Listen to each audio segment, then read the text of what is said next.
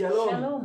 Damai di hati. Puji nama Tuhan, kita berdua di kesempatan kali ini sangat senang sekali dan bersyukur tentunya kepada Tuhan karena bisa berjumpa kembali dengan Bapak Ibu Saudara. Dan doa kami selalu Bapak Ibu Saudara dalam keadaan yang sehat-sehat dan diberkati oleh Tuhan. Amin. Dan di kesempatan kali ini kami rindu membagikan satu kebenaran firman Tuhan tentunya ya dari MTPJ ya di sepanjang minggu ini yang terambil dalam perjanjian baru yaitu Matius pasal yang ke-10 ayat 16 hingga yang ke-33 dengan tema di sepanjang minggu ini beritakanlah Injil dengan segala resiko. Nah, Bapak Ibu Saudara yang diberkati Tuhan, sebelum lebih lanjut kita menseringkan kebenaran firman Tuhan ini, mari kita berdoa. Bapa di surga, terima kasih Tuhan Yesus. Di kesempatan kali ini kami boleh menikmati anugerah Tuhan dalam kasih setia Tuhan yang selalu menuntun kehidupan kami umat-Mu. Dan di kesempatan saat ini juga kami rindu membagikan kebenaran firman-Mu. Biarlah otoritas kuasa Roh-Mu menuntun setiap kami yang akan menyampaikan kebenaran firman Tuhan. Yang mendengarkan juga boleh diberkati oleh Tuhan, mengalami pemulihan, pertobatan di dalam Tuhan. Maka kami mohon Roh Kudus lingkupi hati dan pikiran kami. Dan Roh Kudus juga yang sama akan memampukan setiap kami untuk melakukan kebenaran firman Tuhan. Terima kasih Bapa di sorga. Ini doa, ucapan syukur kami. Dalam nama Yesus kami sudah berdoa. Amin. Amin. Nah, Bapak Ibu Saudara yang diberkati oleh Tuhan, seperti biasa di kesempatan kali ini kita akan membagikan 3 bagian ya dalam kebenaran firman Tuhan ini. Yang pertama kita melihat apa yang menjadi latar belakang kitab Matius, kemudian pesan teks yang kedua, dan yang terakhir implikasi hubungan dengan tema di sepanjang minggu ini, beritakanlah Injil dengan segala resiko, yang terambil dalam Matius 10 ayat 16 hingga yang 33. Nah, Bapak Ibu Saudara, saya menyaksikan Tuhan Yesus memberkati kita semua. Bapak Ibu Saudara yang kami sapa, sahabat Eki dan Tuti YouTube channel, apa kabar hari ini? Kami terus berdoa agar Bapak, Ibu Saudara selalu ada dalam kasih dan berkat jasmani dan rohani dari Tuhan Yesus. Kami berharap agar Bapak Ibu juga segera untuk dapat membuka Alkitab, membaca bagian bacaan kita hari ini, Matius pasal 10 ayat 16 sampai 33, untuk dapat merenungkan bersama-sama bagian ini. Tidak akan saya bacakan lagi, tetapi akan kita renungkan ayat per ayat tentunya sesuai dengan pokok pikiran yang kami telah bagikan. Nah, Bapak Ibu Saudara, mari kita lihat latar belakang dari kitab ini. Karena di hari ini kita akan belajar dari kitab Injil Matius. Kitab yang pertama kali ditemukan saat kita membuka perjanjian baru dalam Alkitab. Nah, penempatan ini bukan karena kitab Matius adalah kitab yang pertama ditulis di perjanjian baru, atau karena kitab ini adalah yang paling awal ditulis. Bukan. Penempatan pertama ini dikarenakan bahwa Injil Matius ini menekankan hubungan antara Yesus dan perjanjian lama dalam Alkitab. Buku ini bertindak sebagai jembatan yang menghubungkan kedua perjanjian, yaitu perjanjian lama dan perjanjian baru, sebagai janji dan penggenapannya. Nah, Bapak Ibu Saudara, Injil Matius ditulis oleh Matius, salah seorang murid dari Tuhan Yesus. Ia juga sering disebut orang Lewi. Matius adalah seorang pemungut cukai, salah seorang yang dibenci oleh orang-orang Yahudi karena ia membantu pemerintah Romawi dalam hal menarik pajak dari orang Yahudi. Nah, nama Matius berarti pemberian Allah, karena Matius adalah nama yang diberikan oleh Tuhan Yesus sendiri. Injil Matius ditulis untuk orang percaya bangsa Yahudi. Matius ini adalah satu-satunya Injil yang menyebutkan gereja dengan tegas. Hanya Injil ini yang menyebutkan atau menubuatkan gereja sebagai wadah yang menjadi milik Kristus di kemudian hari. Banyak banyak peristiwa, bahkan perbuatan mujizat yang juga dicatat. Nah, penggunaan mujizat dalam Matius ini lebih banyak ditujukan untuk memberi bukti tentang kekuasaan Tuhan Yesus sebagai Mesias. Bapak Ibu Saudara, Injil Matius ini memiliki tujuan yang kompleks, yaitu sebagai penegasan penggenapan nubuatan perjanjian lama, sebagai apologetika terhadap serangan pandangan Yudaisme, dan sebagai pendorong gerakan universalitas penginjilan. Kitab Matius ini ditulis dengan tujuan untuk membuktikan bahwa Tuhan Yesus adalah Mesias yang dinubuatkan oleh nabi-nabi pada perjanjian lama. Nah, Matius mau membuktikan bahwa Yesus yang dari Nazaret, dia adalah yang berkuasa, dia adalah Mesias yang dijanjikan, dan dia mau menunjukkan kepada orang Israel bagaimana dan mengapa Yesus ditolak oleh mereka, tetapi rencana Allah tetap berlaku atas kehidupan mereka. Matius menuliskan dari silsilah Yesus Kristus, yaitu dari keturunan raja. Ini membuktikan bahwa penggenapan janji Allah kepada Raja Daud, bahwa keturunannya akan duduk di atas takhta Daud sampai selama-lamanya, sebagaimana nubuatan para nabi itu benar-benar dibuktikan. Nah, Injil Matius ini menuliskan bahwa Yesus yang berkuasa atas kerajaan sorga itu adalah bukti dari kemahakuasaan Tuhan Yesus. Bapak Ibu Saudara, kali ini ada beberapa pokok pikiran yang akan kami sajikan dalam penjelasan bagian bacaan hari ini. Yang pertama di ayat 16, pada ayat ini kami akan membahas mengenai domba di tengah serigala. Selanjutnya ayat 17 sampai 20, pada ayat ini kami akan membahas mengenai tantangan pertama, yaitu penguasa dan majelis agama. Ketiga, ayat 21 sampai 22 mengenai tantangan kelompok terdekat. Keempat, ayat 23 sampai ayat 28 mengenai tantangan maut dan bahaya. Dan yang terakhir, ayat 29 sampai 33. Pada ayat ini kami akan membahas mengenai betapa berharganya manusia. Nah, Bapak Ibu Saudara, bacalah bagian Alkitab ini terlebih dahulu. Kita boleh membacanya berulang-ulang kali sampai menemukan apa sih yang mau Tuhan Yesus sampaikan kepada para murid di konteks ini dan juga kepada kita semua.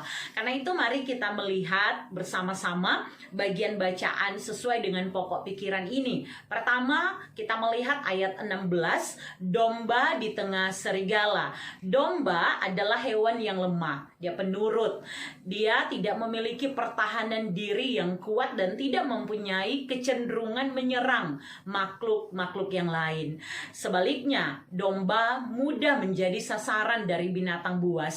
Itu sebabnya mereka memerlukan gembala untuk menuntun, membawa pulang, dan melindungi mereka agar tidak tersesat di jalan. Berbanding terbalik dengannya, serigala ialah lambang dari binatang yang buas. Dia gemar menyerang dan memangsa.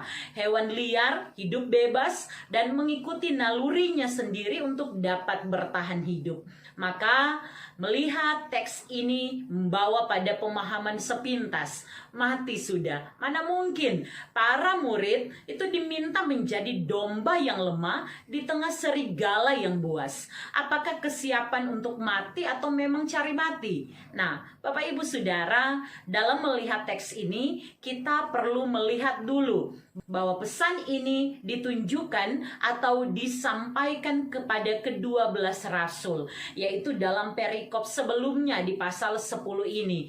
Kata Yesus, "Aku mengutus kamu seperti domba ke tengah-tengah serigala." Sebuah gambaran kepada para murid bahwa dalam menjalankan tugas untuk pemberitaan Injil, mereka akan bertemu dengan banyak tantangan yang dapat menantang mereka dalam iman kepercayaan, dan itu harus mereka hadapi. Matius 10 ayat 7 bilang begini, "Pergilah dan beritakanlah kerajaan sorga sudah dekat. Nah, dalam melaksanakan tugas tersebut, Yesus meminta para murid, hendaklah kamu cerdik seperti ular dan tulus seperti merpati.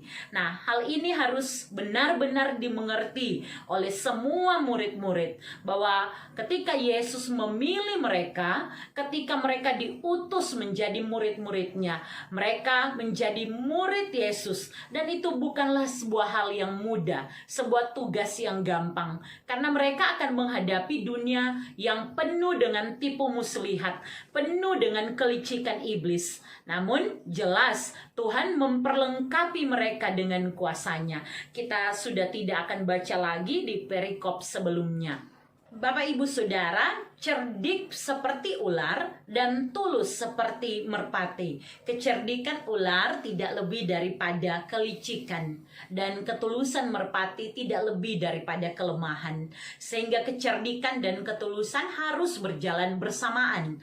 Kecerdikan akan menyelamatkan para murid dari kondisi dunia yang penuh dengan serigala-serigala buas yang ada di mana-mana, yang bisa menyerang kapan saja. Dan ketulusan adalah bagaimana para murid dapat tetap mempertahankan hidup yang telah dikuduskan dan diperlengkapi oleh Allah. Bapak Ibu Saudara, selanjutnya kita dapat melihat pada ayat-ayat berikut, yaitu Matius mulai masuk pada tantangan-tantangan seperti apa yang nantinya akan dijumpai oleh para murid. Nah, ayat 17 sampai ayat yang ke-20 membahas tantangan yang pertama, yaitu para penguasa dan majelis agama. Masih dalam konteks kitab Matius, maka hal ini menjadi perhatian penting. Kamu akan diserahkan kepada majelis agama dan mereka akan menyesah kamu di rumah ibadahnya. Pemberitaan Injil akan bertemu dengan para pemuka agama yang khusus di konteks ini itu menyebut majelis agama atau Sinedrion, merujuk pada para pemimpin masyarakat Yahudi yang diberi kekuasaan mandat oleh pemerintah Romawi untuk mengatur hal-hal tertentu sesuai dengan hukum Yahudi. Ada hal yang bisa mereka putuskan sendiri, ada pula yang harus mendapat persetujuan dari penguasa Romawi di daerah mereka berada. Sebagai contoh, mereka boleh memutuskan secara hukum untuk dapat menyesah seseorang, apalagi yang dianggap berlawanan dengan mereka. Yesus mengingatkan tentang bahaya ini. Juga Yesus mengingatkan tampaknya bahwa majelis agama lokal akan menjatuhkan beragam hukuman kepada mereka jika mereka terbukti untuk melanggar atau melawan pemerintahan yang ada. Hukuman yang jika disetujui. Jadi mereka ini ada ketentuan ya, kalau seseorang itu dijatuhi hukuman dan ada 23 anggotanya setuju, maka hukumannya berat. Tapi kalau ada satu orang saja yang tidak setuju, maka hukumannya akan lebih ringan.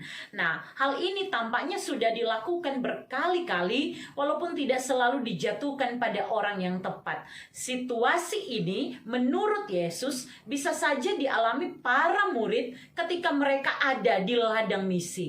Nah, selanjutnya di ayat 18, dapat kita baca di bagian bacaan ini. Dan karena aku, kamu akan digiring ke muka penguasa-penguasa dan raja-raja sebagai suatu kesaksian bagi mereka dan bagi orang-orang yang tidak mengenal Allah.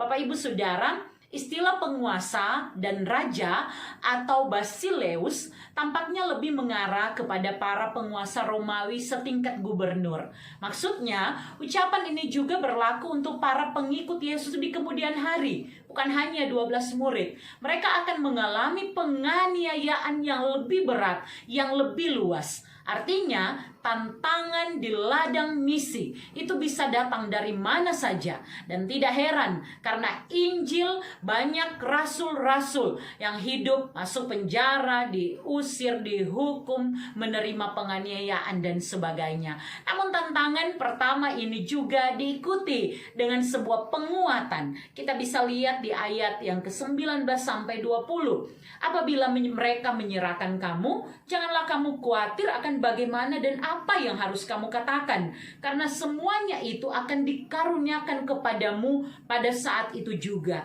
Karena bukan kamu yang berkata-kata, melainkan Roh Bapamu. Dia akan berkata-kata di dalam kamu. Bapak Ibu Saudara, selanjutnya ya di ayat 21 sampai 22 mengenai tantangan kelompok terdekat. Dalam ayat ini Matius menggambarkan tantangan bahaya yang itu justru datang dari saudara, ayah, kenalan terdekat yang seharusnya memberi perlindungan dan rasa nyaman. Tapi di sini digambarkan mendatangkan bahaya. Realita ini akan ditemui oleh para rasul atau murid-murid Yesus ketika mereka ada di ladang misi, ketika mereka mau memberitakan Injil seperti yang diperintahkan oleh Tuhan Yesus. Bahkan dikatakan di ayat 22 bahwa kamu akan dibenci semua orang oleh karena namaku, tetapi orang yang bertahan sampai kesudahannya akan selamat. Jadi diikuti dengan yang bertahan sampai kesudahannya akan selamat. Ini menunjukkan bahwa ketaatan di tengah dunia yang jahat bisa membawa bahaya. Namun sekali lagi, perlindungan Allah itu tetap berlaku bagi yang mau setia sampai pada akhirnya. Bapak Ibu Saudara yang diberkati oleh Tuhan, kita melihat yang selanjutnya ayat 23 sampai 28 mengenai tantangan maut dan bahaya. Ayat 23 menulis, apabila mereka menganiaya kamu dalam kota yang satu, larilah ke kota yang lain. Karena aku berkata kepadamu, sesungguhnya sebelum kamu selesai mengunjungi kota-kota Israel, Anak Manusia sudah datang. Ini menunjukkan bahwa penjagaan Allah selalu tepat pada waktunya. Kita mau berlindung dimanapun, kota-kota yang mungkin aman digambarkan di sini, larilah ke kota yang lain. Nah, kota-kota ini menunjuk pada tempat perlindungan. Tetapi ditegaskan, saat kita mau lari dari satu tempat ke tempat yang lain, keselamatan Allah lebih dulu akan dinyatakan kepada kita. Bahwa Allah akan tetap menunjukkan keselamatan yang daripadanya. Selanjutnya, hubungan Kristus dengan orang percaya. Dalam ayat 24 sampai 25 disajikan dengan 3 gambaran, yaitu seperti murid dan guru, seperti hamba dan tuan, kemudian seperti tuan rumah dan seisi rumah. Ini menunjuk bahwa sebagai murid, penderitaan para rasul itu tidak akan melebihi apa yang dialami oleh gurunya, yaitu Yesus. Begitupun sebagai hamba-hamba Tuhan, mereka akan menemui kesulitan dalam tugas pemberitaan Injil sebagai rasul, sebagai murid-murid Tuhan. Tapi itu tidak akan melebihi apa yang telah Yesus hadapi. Maka menghadapinya, teladanilah sang guru atau sang tuan, yaitu Tuhan Yesus. Bersikaplah sama seperti yang telah diteladankan oleh Tuhan Yesus. Karena dalam tugas pelayanan juga akan ditemui banyak fitnahan. Fitnah yang diberikan kepada Yesus sebagai pemilik dari rumah, yang katanya di sini memakai kata, jika tuan rumah disebut Beelzebul, apalagi seisi rumahnya. Itu juga akan kita temui ya, difitnah, dikatakan apa yang tidak baik. Tetapi yakinlah bahwa kata Matius, jangan takut. Ayat 26 menjelaskan kepada kita mengenai kebenaran yang akan tetap dinyatakan. Diikuti perintah serius untuk dapat memberitakan Injil. Menyampaikan kerajaan sorga sudah dekat. Dengan tentunya lebih berani, lebih lantang, lebih serius. Sekalipun maut akan mengancam. Namun tubuh binasa tidak dapat memisahkan kita dari Dia yang berkuasa untuk menyelamatkan jiwa. Allah yang berkuasa di dalam Yesus Kristus adalah pegangan dan kekuatan dalam menghadapi berbagai tantangan dalam pelayanan para murid. Nah, Bapak Ibu Saudara yang diberkati oleh Tuhan, ayat 29 dan 33 adalah bagian terakhir. Pada ayat ini kami akan membahas mengenai betapa berharganya manusia. Pada ayat 29 ini Tuhan Yesus membekali para murid dengan cerita mengenai burung pipit. Mengapa? Yesus tahu saat para murid mendengar ada tantangan yang begitu berat dalam tugas yang dipercayakan kepada mereka. Bisa saja mereka tawar hati, tetapi Tuhan Yesus menyertakan mengenai keyakinan pemeliharaan di dalam Tuhan. Tuhan Yesus umpamakan dengan burung pipit. Burung pipit gambaran burung yang lemah dan harganya sangat murah di pasaran. Dia dijual 2 ekor itu seduit. Tetapi jika burung yang murah itu saja dipelihara oleh Tuhan, apalagi dengan para murid, apalagi dengan manusia yang diciptakan oleh Tuhan. Bukankah dia pasti akan memelihara hidup dari semua murid yang diperintahkannya untuk pergi memberitakan Injil? Itu karena betapa berharganya manusia. Semua sangat berharga baginya. Kekhawatiran tidak perlu bagi yang hidup dalam Tuhan yang memberi keselamatan. Nah, Bapak Ibu Saudara, pesan Yesus dalam perikop ini ditutup dengan apa yang harus para murid lakukan. Ini adalah pengakuan akan siapa Yesus. Pengakuan akan nama Yesus di depan banyak orang. Bukan malah menyangkal, tetapi pengakuan yang lahir dengan keberanian untuk memberitakan bahwa keselamatan satu-satunya hanya ada di dalam Dia, Tuhan Yesus, yang mau mengampuni dosa-dosa manusia. Maka pengakuan ini diperhitungkan Tuhan di hadapan Bapa di sorga. Luar biasa pesan-pesan Yesus. Pengajaran setelah pemilihan dan pengutusan para murid ini sangatlah penting. Perkataan-perkataan ini juga sangat relevan ditujukan kepada kita semua, murid-murid Yesus, anak-anak Tuhan yang dipercayakan tugas kesaksian ini. Bapak Ibu Saudara yang diberkati oleh Tuhan, tema di sepanjang minggu ini mengenai beritakanlah Injil dengan segala resiko. Melalui bacaan Matius 10 ayat 16 sampai 33 yang memberi kita beberapa pesan dan pengajaran penting. Yang pertama, melihat tema minggu ini. Di minggu pertama di bulan hari ulang tahun pekabaran Injil dan pendidikan Kristen ini, kita bisa belajar bahwa tugas memberitakan Injil itu identik dengan kerja penginjilan. Artinya pergi memberitakan keselamatan di dalam nama Tuhan Yesus. Ini mampu menyaksikan mengenai kabar baik dari Tuhan Yesus.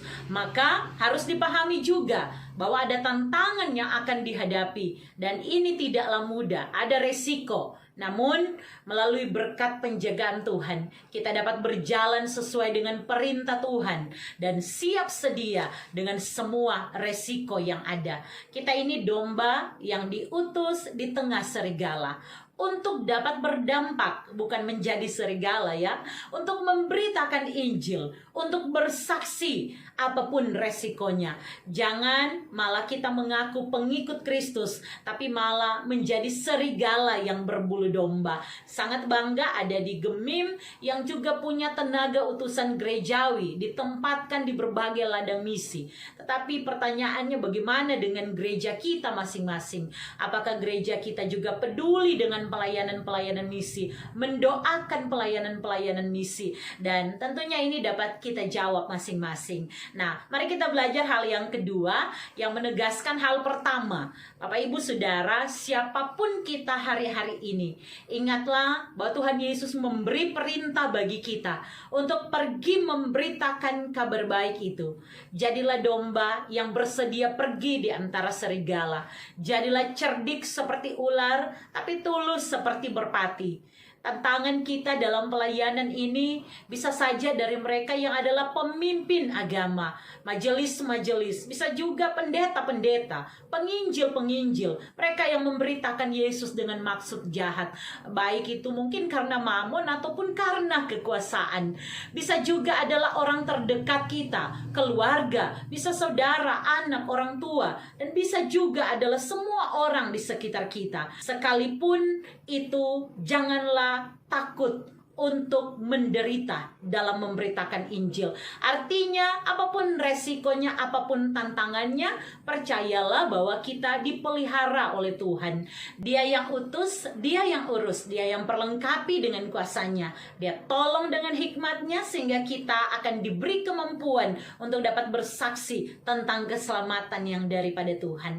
Hal yang ketiga, mengikuti Yesus bukan perkara yang mudah, namun sudah pasti kita dipelihara. Burung pipit yang harganya murah sekali itu pun Tuhan jaga. Bagaimana Bapa di sorga ini tidak akan pelihara kita, umat yang dikasihinya, umat yang sangat disayanginya. Dia yang bilang sendiri bahwa kita ini lebih berharga dari banyak burung pipit. Maka jangan jadi Kristen murahan yang sekedar ikut-ikutan, sambil mungkin berharap enak kok jadi orang Kristen, bisa cepat kaya karena Tuhannya itu suka kasih berkat.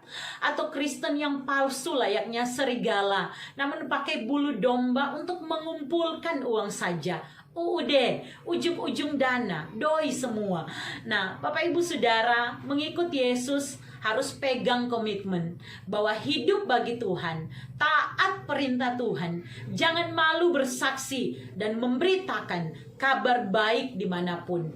Yang keempat, kita belajar di zaman yang sangat canggih ini, banyak hal yang dapat dilakukan untuk memberitakan tentang Yesus Kristus.